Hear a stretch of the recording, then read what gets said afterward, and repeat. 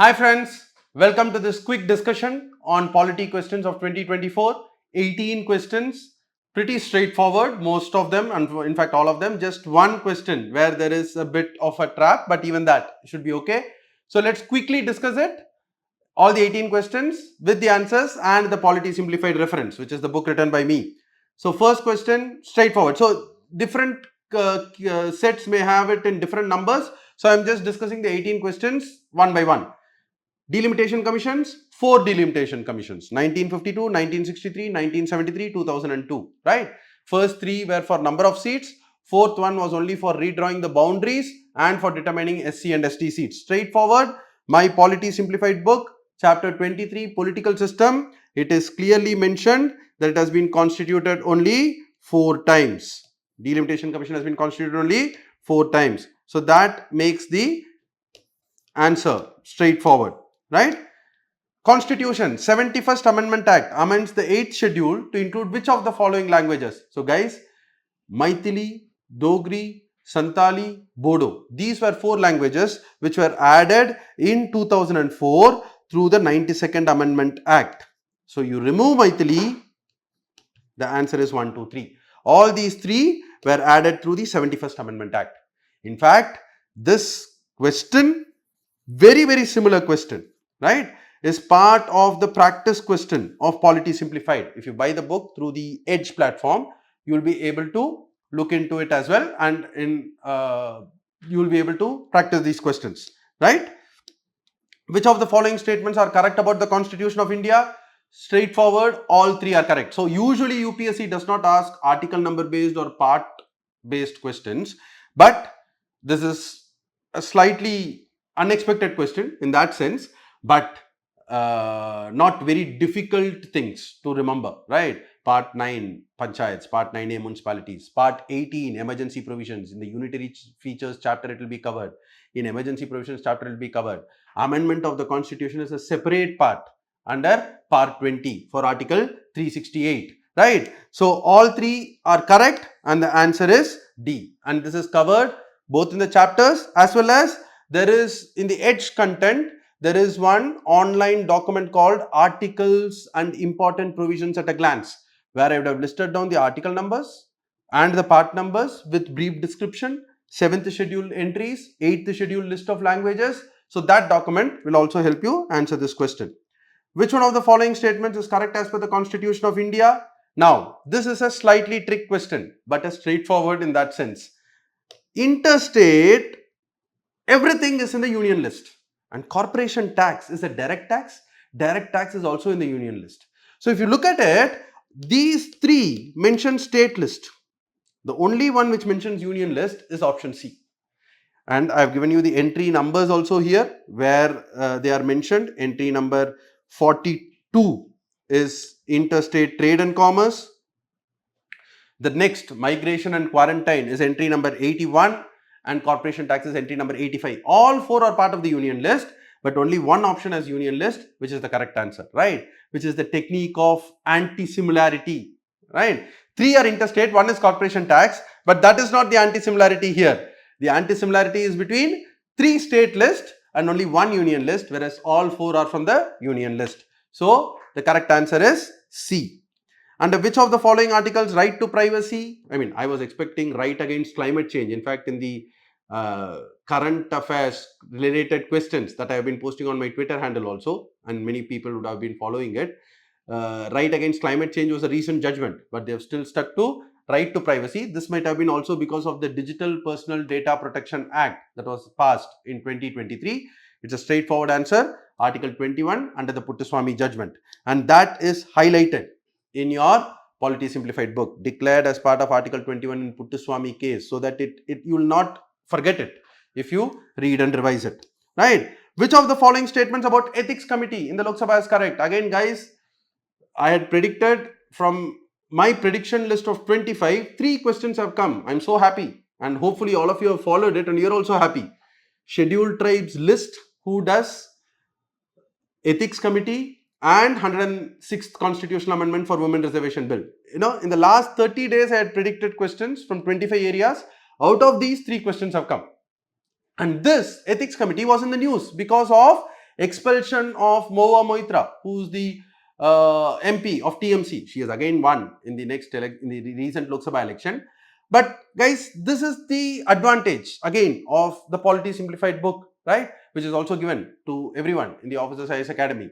The monthly updates are also part of the book, right? And it will be circulated for our aspirants as well. So even if something is not there in the printed book, but something is so important, like for example, other standard books will not have the Women's Reservation Bill. But my book has the Women's Reservation Act because it was printed in October. But sir, then what happens to something which happens in December, January, or something in the news in December, January and all? That will be covered in the monthly current affairs update. So the answer for this is, it was an ad hoc committee originally formed in the year 2000, then made permanent only in 2015. It will not take up a matter which is sub judice. So first and third statements are correct. Second statement is incorrect. Because anybody can complain, but the complaint has to be only through the member of Lok Sabha. So somebody outsider, in fact in Mohua Moitra case, an outsider had lodged a complaint through a member of Lok Sabha. Or a member of Lok Sabha himself or herself can also complain. So the second statement is incorrect. Guys, and this is the snapshot of the Polity Simplified book for your, just for your reference. Look at this. This is the November 23 current affairs update. And I have discussed, it was an ad hoc committee formed in 2000 originally. So first statement is correct, right? Because the question says it was originally an ad hoc committee. Initially it was an ad hoc committee, which is a correct statement. In 2000, it will not entertain complaints which are sub judice. So first and third statements are correct. Any person can complain, but only through an other Lok Sabha MP. So it's not only Lok Sabha MP who can complain. Anybody can complain, but it should be through a Lok Sabha MP. So the second statement is incorrect. So if you read this monthly update, because it was in the news, which I also discussed in the form of a video, just like this, I've just put the snapshot for your easy reference. Then you will realize that you will not forget it, and you will be able to answer it correctly. This was, the provisional president, Sachidananda Sinha was there just for 2 days, December 9th and 10th. And on 11th, Rajendra Prasad was elected as the president of the, or the chairperson of the Constituent Assembly. So the correct answer is D for this. Government of India Act 1935. It provided for establishment of All India Federation. Yes. Of the British provinces and the princely states. See, the princely states did not join the federation, but the act provided for both of them to be part of the federation. So the first statement is correct. And defense and foreign affairs definitely were part of the federal list, and by the federal legislature or the parliament only they could be enacted. And guys, this again in Polity Simplified, this is another unique feature.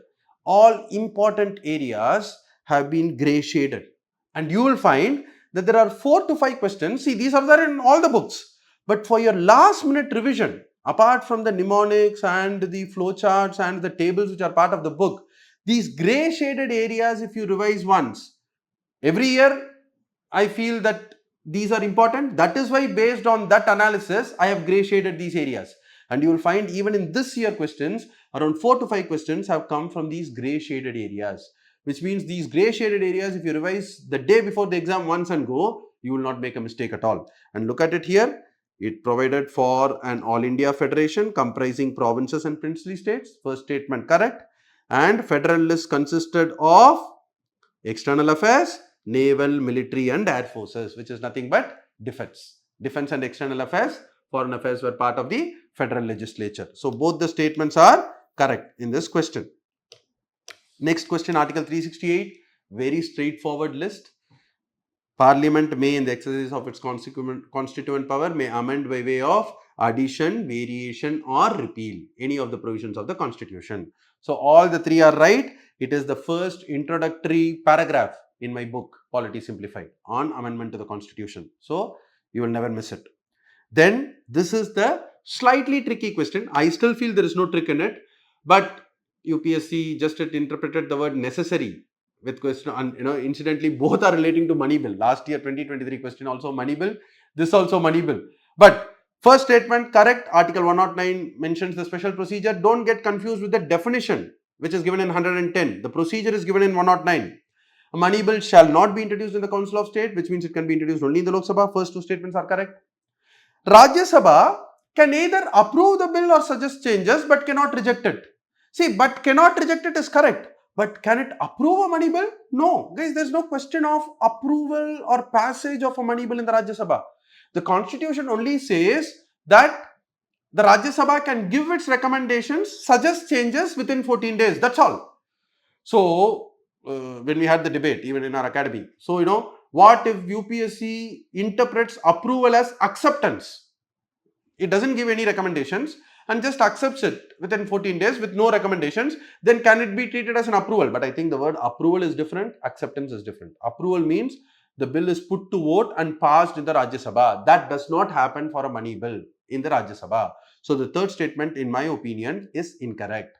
And fourth statement is obviously incorrect, right? Amendments which are recommended by the Rajya Sabha may or may not be accepted by the Lok Sabha. It is not compulsory. Have to be accepted by Lok Sabha is again incorrect. So the answer, in my view, strong view, in our academy's view, is again 1 and 2. UPSC, if it interprets approval for acceptance and wants to give 1, 2, 3 as the answer, we'll have to wait for 1 more year. But more or less, I think 1 and 2 should be the answer, right? And this is again a grey shaded area. Money bills. Look at this. Article 109 provides the special procedure. First statement, money bill shall not be introduced in the Council of State. Second statement, it has only 14 days to give its recommendations. And after that, House of People may either accept or reject all of the recommendations. So that automatically makes fourth statement incorrect. And it only says recommendations can be given. There is no concept of approval. So in my view, third statement is also incorrect, right? So that is again a grey shaded area. So this will be there in all textbooks. But in my book, it will be in a grey shaded area, which will be useful for your last minute revision after understanding it. Nothing is missed out, but it is also facilitated. Revision is also facilitated in this process. Northeastern Council comprises of who of the following? Again, this is a slightly trick question.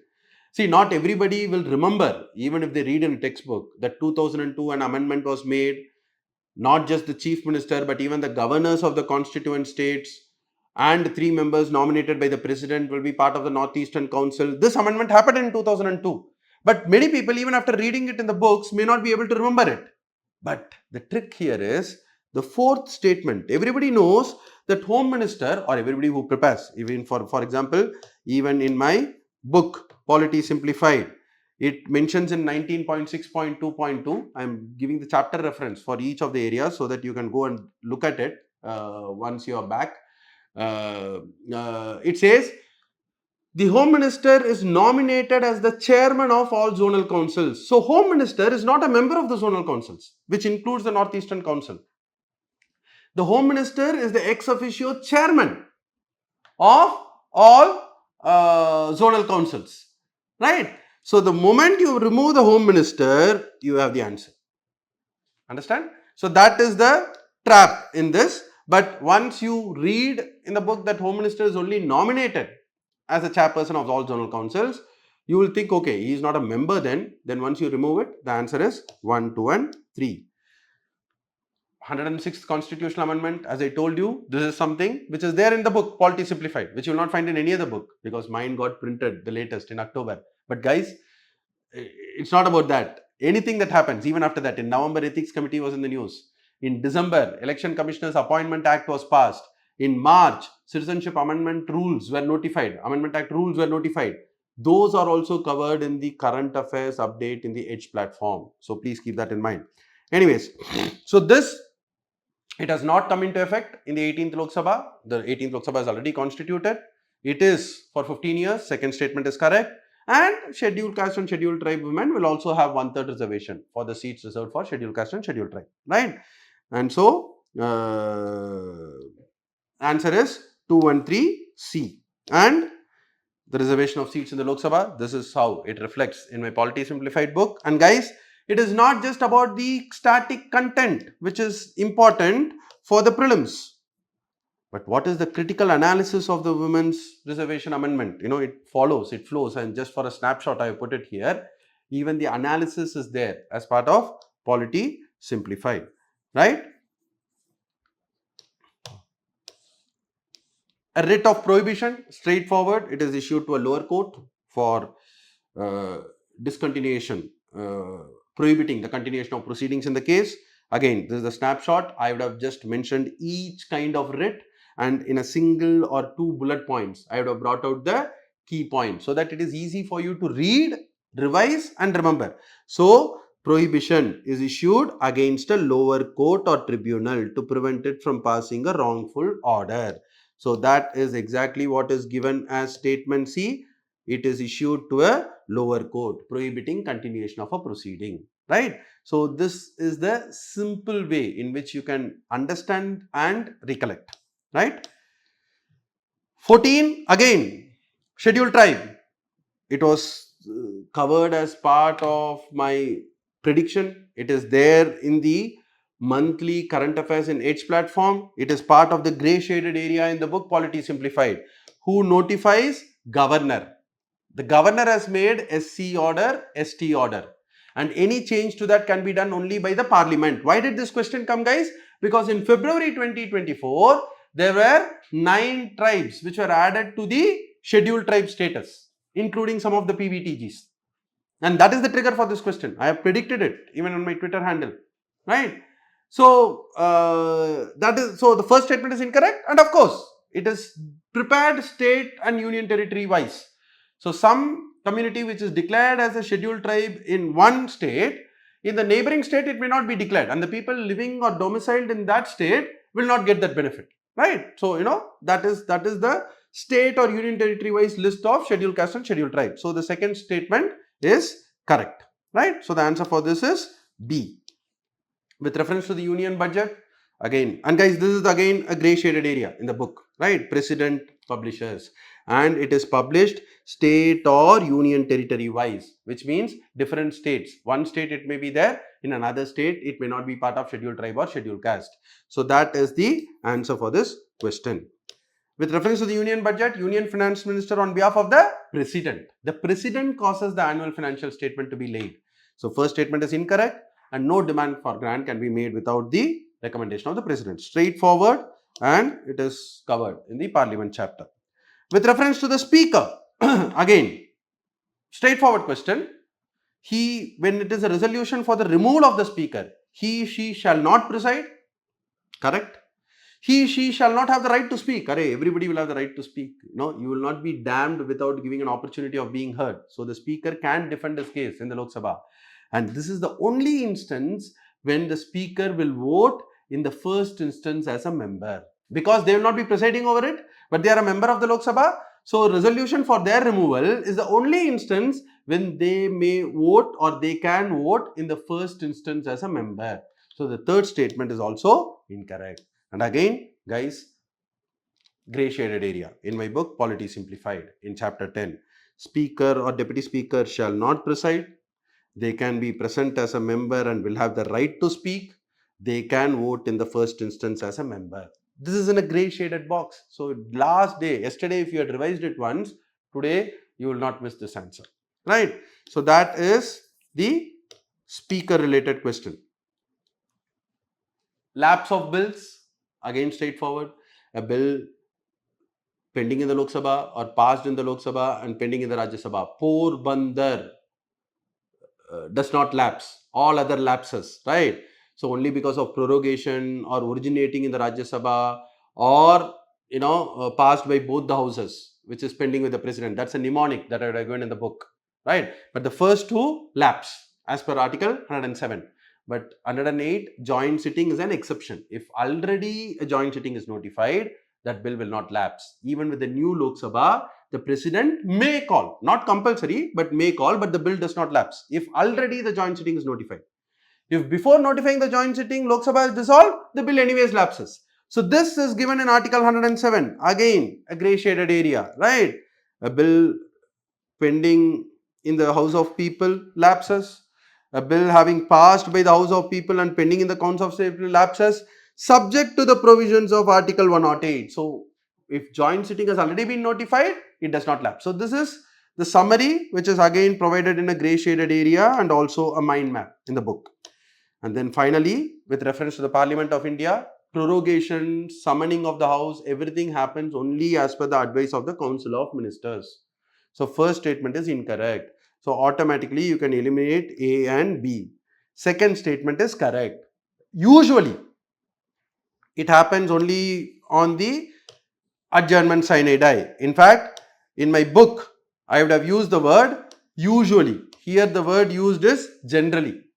Generally, on the last day after adjournment sine die, the houses are prorogued. But even before that, it can be prorogued. During COVID, even before that, it was prorogued. The special session for passing the Women's Reservation Bill, it was prorogued before it was adjourned sine die 1 day in advance. Right? So that is possible. And dissolution only under exceptional circumstances, when the Council of Ministers have lost their majority. Then the President decides using his discretionary power whether to dissolve or not. Even that is discussed with the example of Atal Bihari Vajpayee government of 1999 in the book in section 10.3.5. So only under those exceptional circumstances the President may use his discretion. Otherwise, dissolution is also done based on the advice of the Council of Ministers. So the answer for this is 2 and 3 C. So I hope you found this useful. All the best.